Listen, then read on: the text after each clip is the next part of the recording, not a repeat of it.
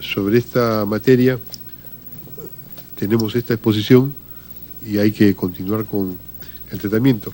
Yo había presentado un proyecto de ley que lo que hacía era tratar de distinguir tres conceptos en relación al tema del cambio climático. El concepto de mitigación, el concepto de adaptación y un concepto más amplio de desafío civilizatorio. Porque en el caso del Perú, cuando se ve en singular el Perú, hay que precisar adecuadamente de qué se trata. Y es bueno, sobre el punto, intercambiar puntos de vista para el dictamen final. Es distinta la óptica internacional, en las cuales todos los esfuerzos que se están haciendo es para mitigar la producción de el uso de combustibles fósiles, que lo que hacen es generar el calentamiento global. Y este calentamiento global va a ocasionar todas las pérdidas y las crisis del cambio climático. Y se plantea que esa mitigación tiene que ver con la reducción de la producción de carbono y de uso de combustibles fósiles en particular, o de algunas otras medidas como la deforestación de bosques, que lo que generan es una mayor cantidad de fluidos que afectan al calentamiento global.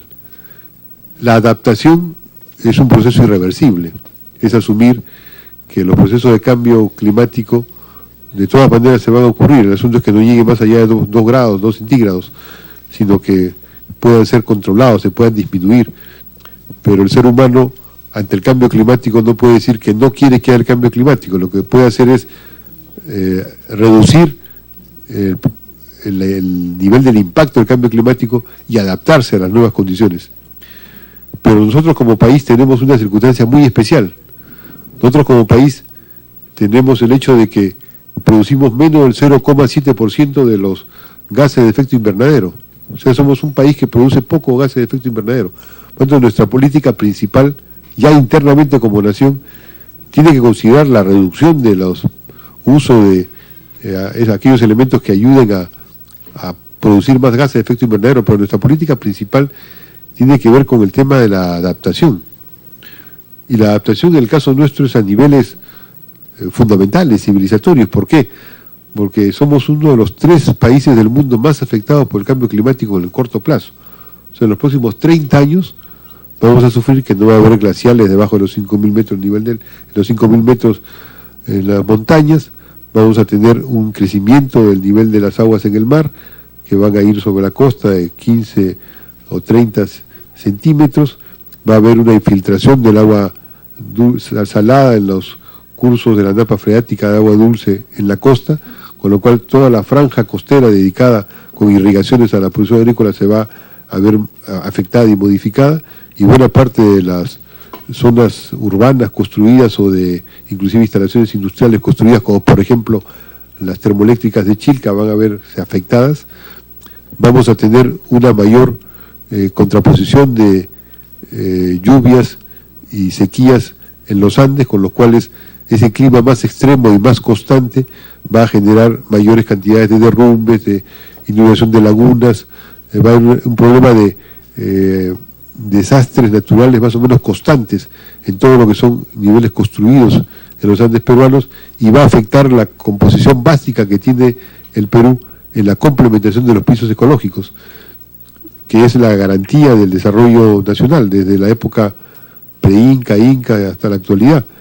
Entonces, y en la Amazonía tenemos la posible pérdida de un banco genético fundamental en la ceja de selva, en los bosques de nubes permanentes, y tenemos procesos de deforestación creciente en la Amazonía, que van a afectar no solamente nuestro germoplasma, sino la producción de oxígeno que se hace en la Amazonía y la biodiversidad, que es una de las condiciones fundamentales del país. Entonces, como país tenemos que variar todo nuestro estilo de desarrollo. El cambio climático nos obliga no solamente a políticas de mitigación o de adaptación parcial, como ocurre en otras sociedades, sino a un cambio fundamental en todos los sistemas productivos, hídricos, de construcción de viviendas, de logística y de infraestructura.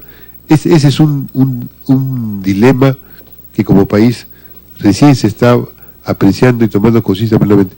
Creo que ha sido bien presentado en la exposición inicial que hemos escuchado las graves implicancias del cambio climático para el Perú, pero es necesario plantear algunas medidas adicionales. Por ejemplo, ¿no?, es posible que se dedique lo fundamental de la producción agrícola en la costa a producir caña para generar etanol que se venda al mercado norteamericano.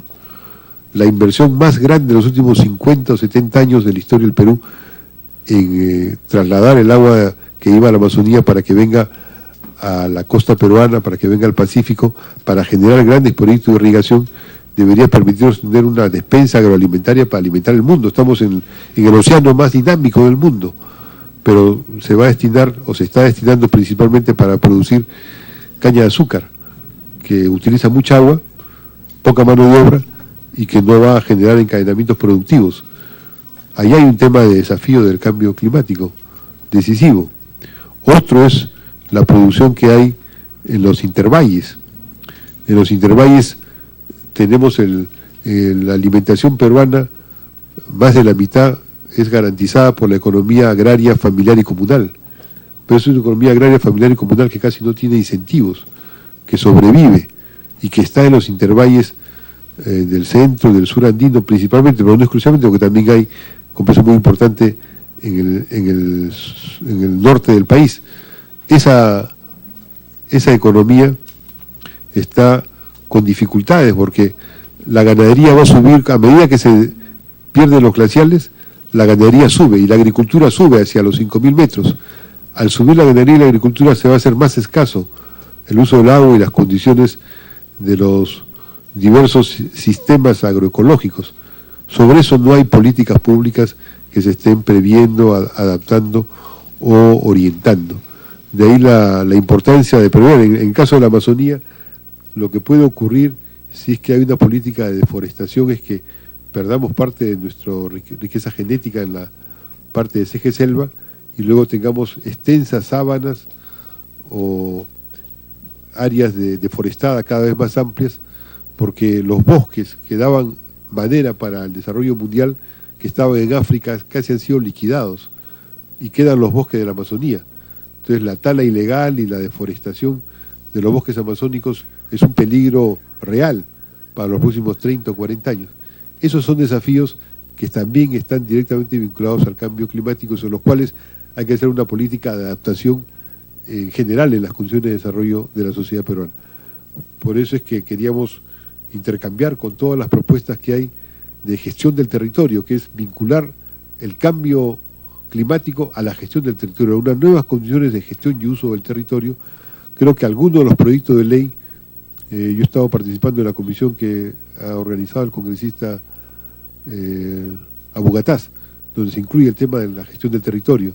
La congresista Verónica Mendoza en esta comisión avanzaron en el periodo anterior un proyecto de ley de ordenamiento territorial que tiene como base justamente buscar enfrentar las nuevas condiciones de gestión del territorio ante el cambio climático. Creo que habría que incorporar varios de esos conceptos cuando la comisión vaya a buscar establecer algún dictamen uniendo todos estos proyectos que el Congreso tiene que ver, debería haberlo visto ya a estas alturas del debate internacional y de la conferencia que hay en el Perú, pero creo que de todas maneras podría verse más adelante en cualquier momento de oportunidad.